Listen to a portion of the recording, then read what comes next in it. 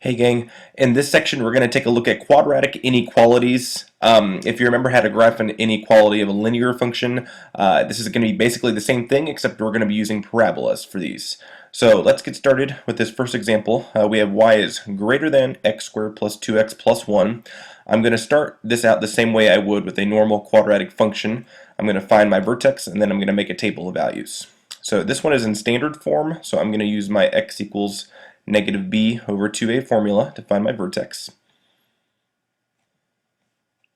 So x equals negative b over 2a. My b value is 2, so this is going to be negative 2 over 2 times a value is 1, and that's going to give me negative 1 for my x value.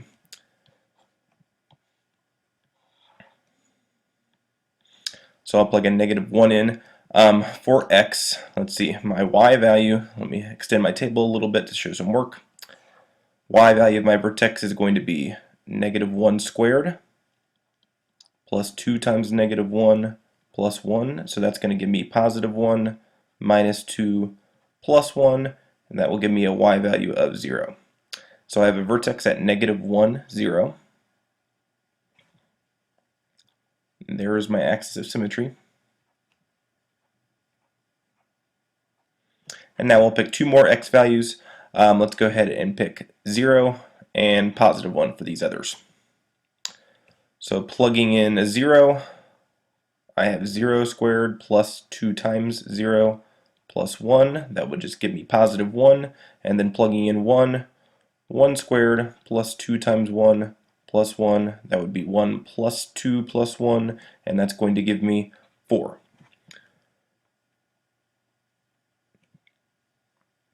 So far, nothing really different from what we've done in the past with graphing quadratics.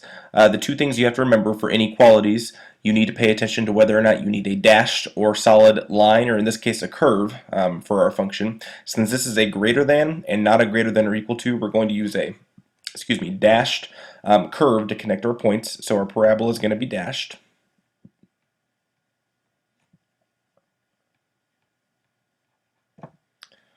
And then we're also going to do some shading. It's a greater than sign, so we're going to shade above the parabola, which is basically going to end up being everything inside the parabola in this case. Okay, everything above the parabola for this particular one is going to be everything on the inside. So that's what the shading is going to look like. Okay, let's go ahead and look at the next one. I have y is less than or equal to x plus 1 quantity squared plus 3. Same thing for this one. This one's in vertex form though, so my vertex is going to be a little bit easier to find. Vertex form, my vertex is just hk, so h value would be negative 1, k value is positive 3, and then I'll go ahead and pick 0 and positive 1 again for my other 2 points. So let me go ahead and put my vertex down, and then also do my axis of symmetry.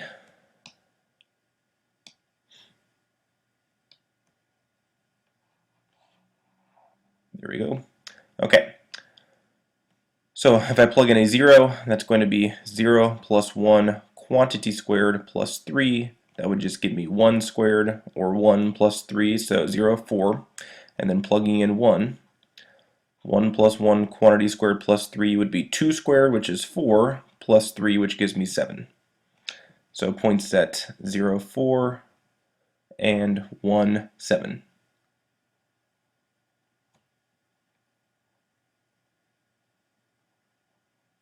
Okay, for this one, it's a less than or equal to. That equal to bar right there means that I can connect my points using a solid curve. So far, it looks just like a regular old parabola. But inequalities, we have to shade. A less than or equal to means we shade below. So that's going to be everything basically on the outside of the parabola. Okay, again, you're thinking above and below still for these, but in this case, below is going to be everything on the outside of it. Okay. So that's how you graph a quadratic inequality, really not a whole lot different from graphing regular quadratics or regular inequalities. We're just merging the two. Now we're going to look at how we can solve a quadratic inequality, and we're going to be doing this using our graphing calculators. So if you don't have that out, go ahead and take a second to get that out. When you're solving a quadratic inequality by graphing, You want to make sure you're either in standard form or vertex form, like we were for the first two problems. And then depending on whether we have a less than or a greater than, okay, or a less than or equal to or greater than or equal to, that's going to determine what parts of the graph we're looking at. So if we get an inequality in this form, okay, where your entire side with the x values is less than 0, you're going to graph on your calculator and you're going to find the x values that lie below the x-axis, okay, because we want to find values that are below 0. If you get something like this, where your entire side of the inequality is greater than 0, then we look for values that are above the x-axis. Okay, so let me show you what I mean by this. Let's go ahead and look at example 3. X squared plus 2x minus 8 is less than 0. So again, I want to make sure I'm either in standard form or vertex form, one of the two, okay, which I am here. And so now I'm going to go to my calculator and I'm going to graph the function f of x equals x squared plus 2x minus 8.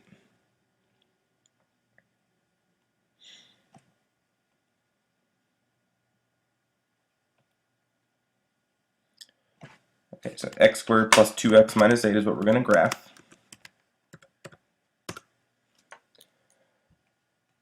Okay, and let's look back at our inequality. Because this is a less than, okay, we are looking for x values, okay, that lie below the x-axis. Okay, so this is what my graph looks like, and it may be a good idea to sketch this graph on your notes paper so you can have it when you're looking back. Okay, I'm just going to do a really rough sketch of this graph.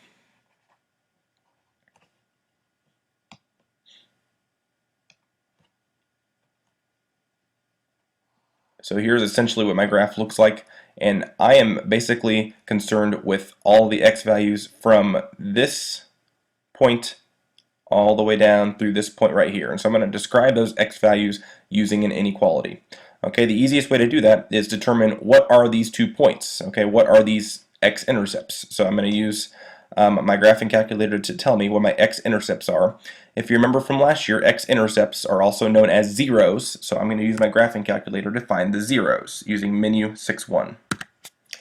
So if I do menu 6.1 and I find this, menu 6.1, and I find this point right here, I see that point is negative 4, 0.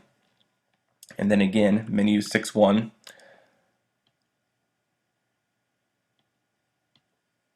this point is 2, 0. So I have negative 4, 0 here, and 2, 0 here. Okay, and so now I'm going to describe what are all of the x values that lie between those 2 points, which would be the part of the graph that's underneath the x-axis. Okay, well that would be all the x values between negative 4 and positive 2, or the compound inequality, negative 4 is less than x, which is less than 2. Okay, so that would be the solution to this quadratic inequality right here. This describes all of the x values that lie between these 2 points. I'm not including the 2 points because I didn't have an equal to bar under here, so that's not why I'm not putting equal to bars underneath my inequality signs. So again, if you don't have the bar underneath in your original problem, don't put the bars underneath in your answer. Okay, so that would be the answer to number 3. Let's go ahead and look at number 4 for this one. Keep in mind it's a greater than or equal to. So we're going to be looking at x values above the x-axis. So I'll get rid of my graph for this one. Now we're going to graph the inequality, or the equation 2x squared plus 4x minus 5.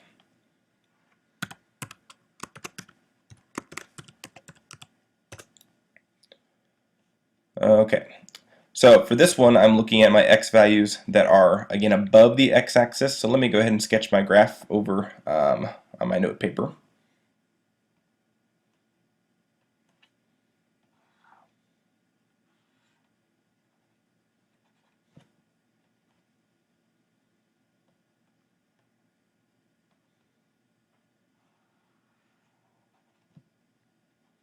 Okay, so sort of has the same shape as the last one we did. My x-intercepts are here and here. So let's figure out what those points actually are. So menu 6.1.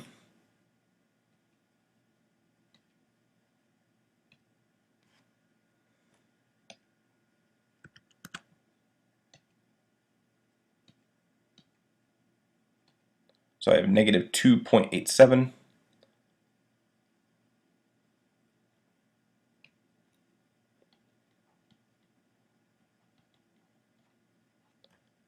And then for my other one, again, menu 6.1.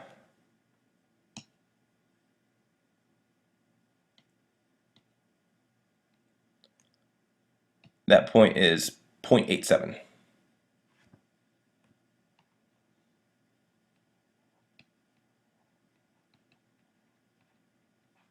Okay, now for this graph, again, I'm concerned with the x values that lie above the x-axis. Okay, so I am looking at this part of the graph and this part of the graph, and because it's an equal to, I can also include my actual x-intercepts. Okay, so I'm going to actually fill those in with solid dots. Well, to describe these x values, I need to use an OR compound inequality because I'm looking at the x values that are to the left of negative 2.87. So that would be x is less than or equal to negative 2.87. And the values that are to the right of 0.87, okay, and that would be x values that are greater than or equal to 0.87. So I'm going to describe this using the compound inequality. X can be less than or equal to negative 2.87, or x can be greater than or equal to 0.87.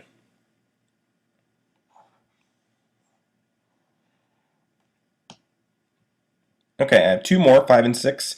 What I want you to do is pause the video, try graphing both of these on your own, make the sketch on your notes paper so you have it to look back at, and see if you can describe the x values for these using, again, a compound inequality, either a compact, which is also called an AND inequality, or an OR inequality. And then once you're done with those, check your answers with the video to see if you're right. Okay, so go ahead and take a few minutes, pause, and then come back once you've attempted these two. Okay, let's take a look at number 5 first. So this is what the graph of number 5 should look like. It's an upside down parabola, and you should have found zeros at negative 0.84 and 2.09. You're looking at values that are greater than or equal to, or excuse me, greater than 0, so values that are above the x-axis for this one. And so those would be all of the x values that are just between those 2 points. So again, we're going to use a compact inequality to describe those, and that's going to be negative 0.84 is less than x, which is less than 2.09. So essentially x is between negative 0.84 and 2.09, not including either of those though. Okay, finally for number 6, this is what the graph of number 6 should look like. Your zeros are at negative 2 and positive 5.